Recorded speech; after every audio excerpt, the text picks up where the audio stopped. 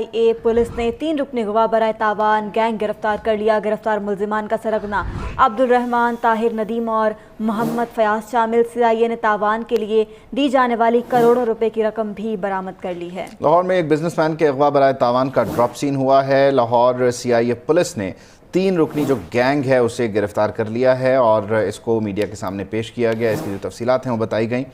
बताया गया है गिरफ्तार होने वालों में इस गैंग का सरगना अब्दुल रहमान शामिल है। ताहिर नदीम और मोहम्मद फयाज जो इस गैंग के रुकन हैं उन्हें भी पकड़ लिया गया है। शिराज निसार हमारे साथ हैं, उनसे तफसील जानते हैं। शिराज, बताइएगा क्या मामला है, क्या तफसील बताई CIA पुलिस ने? का ताजर है जिसको सिविल लाइन के इलाके से अगवा किया गया था और SPCA कैप्टन लियाकत ने जो टीम बनाई थी उसमें DSP जो सदर हैं फैसल शरीफ, उनकी टीम ने जो है वो मुल्जिमान को ट्रेस कर लिया।